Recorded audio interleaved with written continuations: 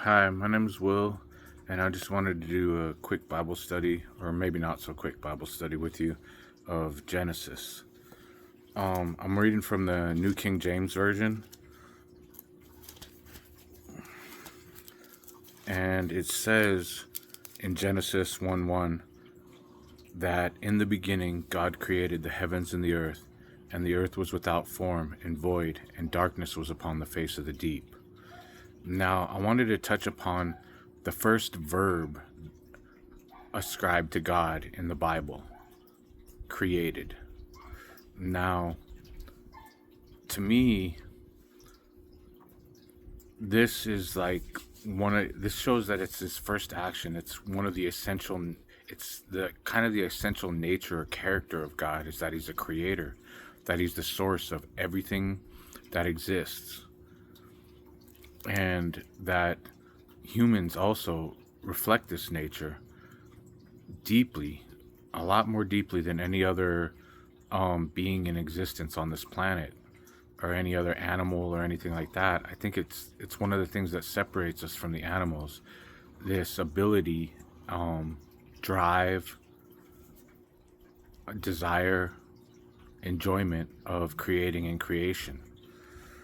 Now it says the earth was without form and void, and darkness was upon the face of the deep, and the Spirit of God was hovering over the face of the waters. Now, to me, this touches on the on the omniscient nature of God, that the earth was without form or void. Basically, it didn't exist, but it was there. It was there in God's mind. Um, every atom, every blade of grass, every human being, and all their decisions was there in the mind of God before the earth ever existed.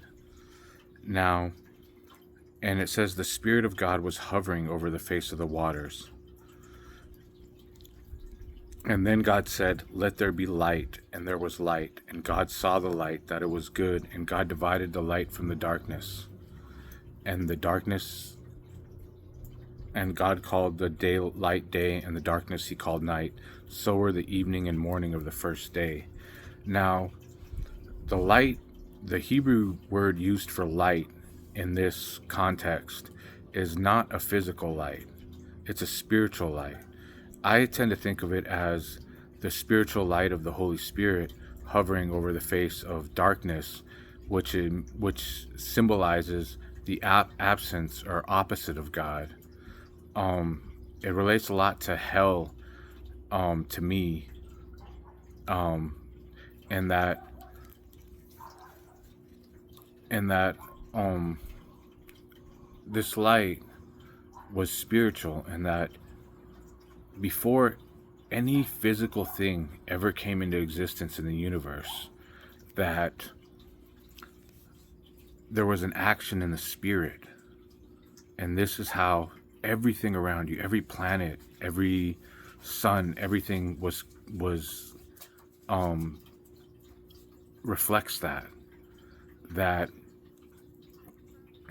that these ideas of God and light and the spirit and the absence and the darkness of God, light and darkness, good and evil, that these spiritual concepts permeate every aspect of the universe and its creation.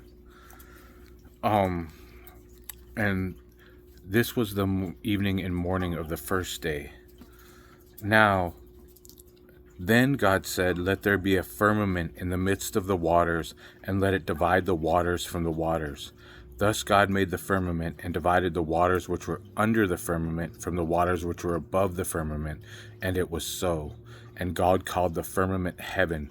So the evening and the morning were the second day. Now, an interesting point about this is that God didn't say, "Let there be waters." The waters were already there. The face of the deep, the face of darkness, the absence of God, the waters of darkness. And what God did is he divided the waters which were under the firmament from the waters which were above the firmament, and it was so, and God called the firmament heaven. Now, this firmament God made the firmament, and in what it does is it divided the spiritual waters of darkness in many ways to above and below, perhaps even separating the darkness of the waters into darkness and light, dark waters and light waters.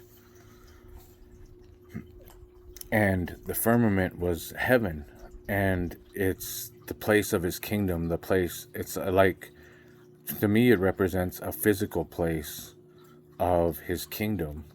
And it's also got its echo in the heavens of the earth, the heavens above, dwelling in the waters, and all the stars and everything like that.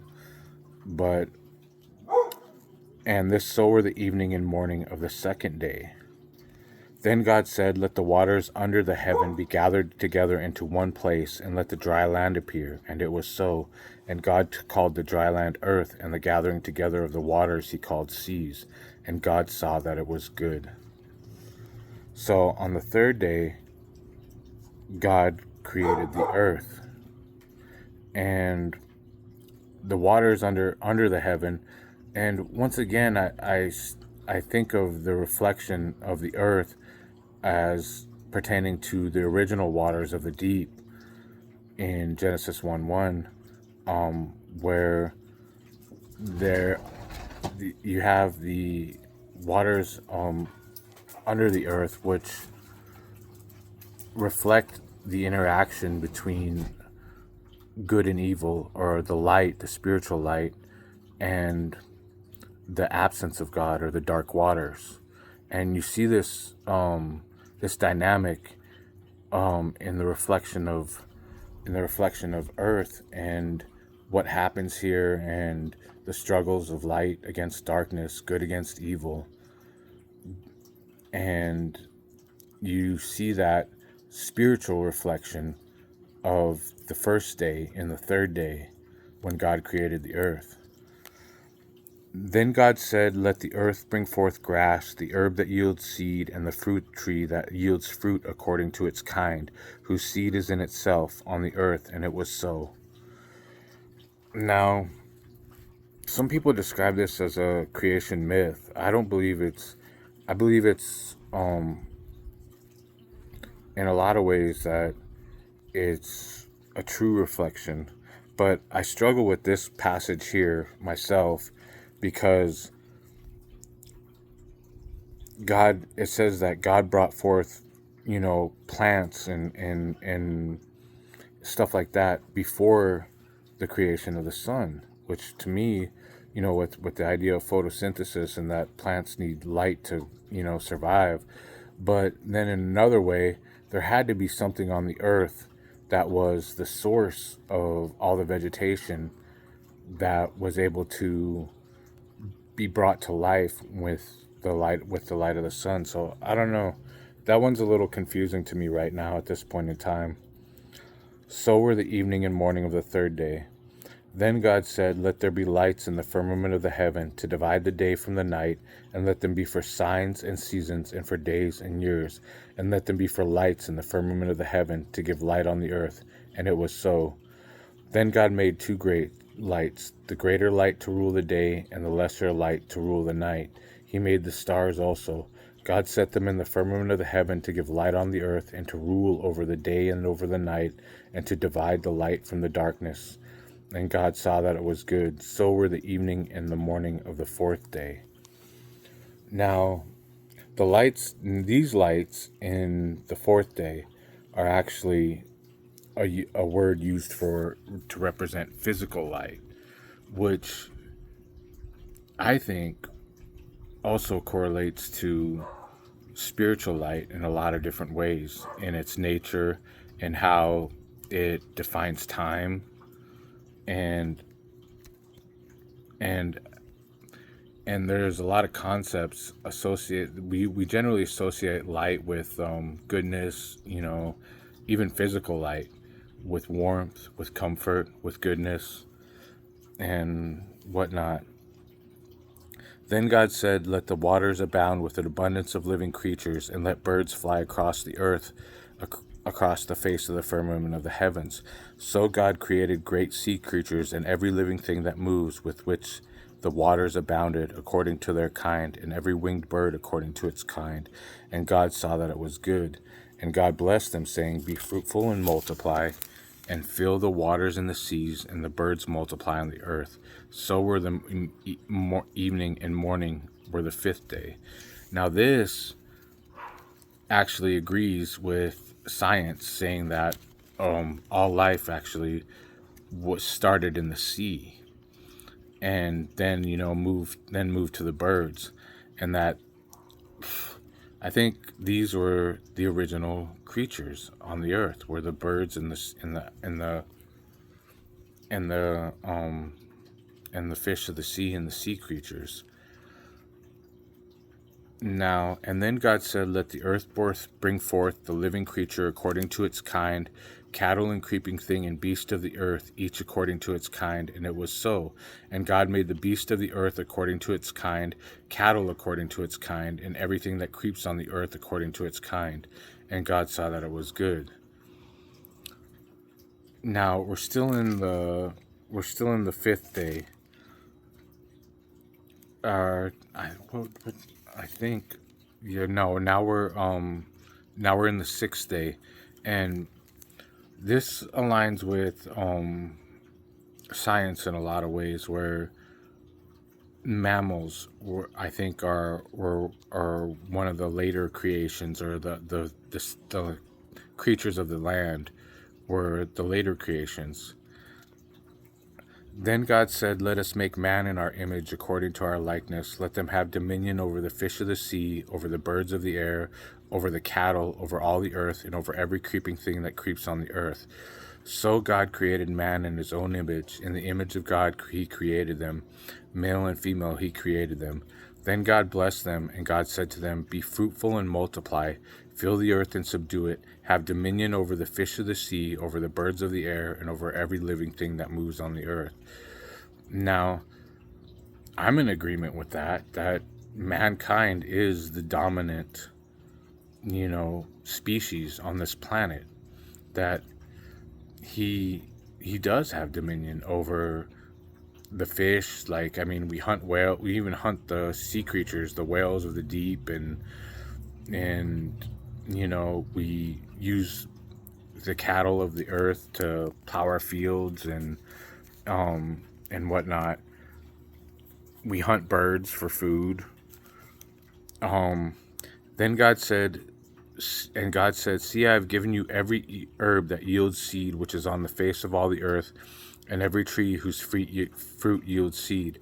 To you it shall be for food, and to every beast of the earth, to every bird of the air, and to everything that creeps on the earth, in which there is life, I have given every green herb for food. And it was so.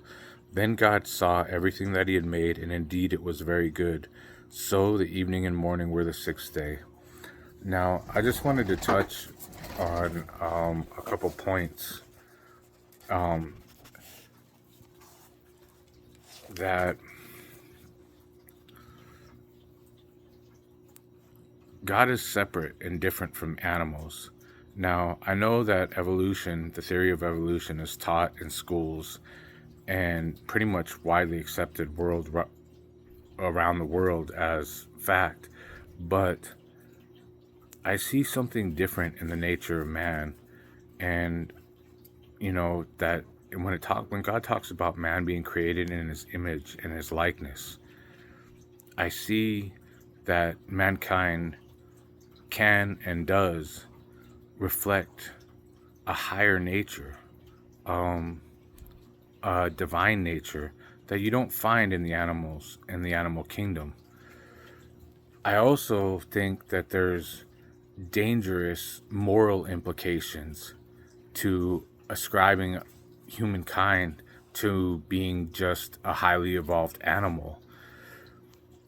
When a lion rends its prey and eats it, sometimes while it's still alive, do we judge the lion? Do we say, you were wrong, you shouldn't have done that? Um, in the same regard, when a man, you know, in his aggression and his anger and his emotions, goes and rends his adversary, who is in conflict with him, with a knife and cuts him or hurts him, you know, out of this kind of like animalistic behavior, do we judge him? Yes, we do. And I think that, man is held to a higher standard in a lot of ways than the animals. And I think that by lumping us in with the animals, like I said, it creates dangerous moral implications to believing that you are just an animal, even if it is just a highly evolved animal. Anyway, that's it for this for Genesis 1:1 for now.